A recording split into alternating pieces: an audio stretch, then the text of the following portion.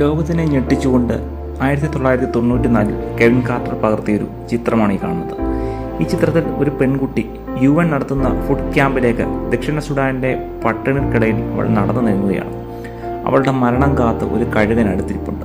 കഴുകനൊരു പ്രത്യേകതയുണ്ട്, തൻ്റെ ഇരയുടെ മരണം അതിന് കൃത്യമായിട്ട് അറിയാം. ഇപ്പോൾ ഈ പെൺകുട്ടി മരിക്കാൻ കുറേ നിമിഷങ്ങൾ മാത്രമേ ബാക്കിയുള്ളൂ. ആ നിമിഷമാണ് അദ്ദേഹം ഈ ചിത്രം പകർത്തിയത്.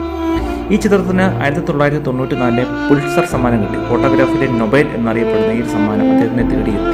ഈ ചിത്രത്തിലൂടെ ലോകപ്രശസ്തനായ കെവിൻ കാർട്ടർക്ക് ലോകമെമ്പാടും നിന്നും നിരവധി കത്തുകൾ കിട്ടി.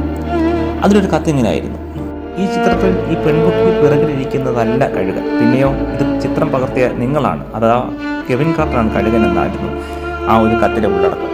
ഇത് ശരിക്കും കെവിൻ കാർട്ടർ എന്ന മഹാനായ ചിത്രകാരനെ വേദനിപ്പിച്ചു. ആ വേദന അദ്ദേഹത്തിനെ നിരന്തരമായി വിഷാദത്തിലേക്ക് അടുപ്പിക്കുകയും 1994 അദ്ദേഹം ഇതിൻ്റെ പേരിൽ ആത്മഹത്യ ചെയ്യുകയും ചെയ്തു.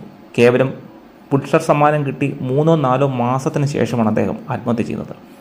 ഇത്രയും വലിയ ലോകത്തെ ഞെട്ടിച്ച ഒരു ചിത്രം നമുക്ക് മുൻപിൽ പകർത്തിയ ഈ ഒരു ചിത്രകാരൻ അങ്ങനെ വിധിക്ക് കീഴടങ്ങി. അങ്ങനെ ലോകത്തിന് മുൻപിലേക്ക് ഒരു തീരാ നോവായ ചിത്രം പകർത്തിക്കൊണ്ട് കാലയവനികക്കുള്ളിൽ മറഞ്ഞ ഈ ചിത്രകാരൻ്റെ ചിത്രം ഇന്നും നമ്മെ നൊമ്പരപ്പെടുത്തിക്കൊണ്ടേയിരിക്കും.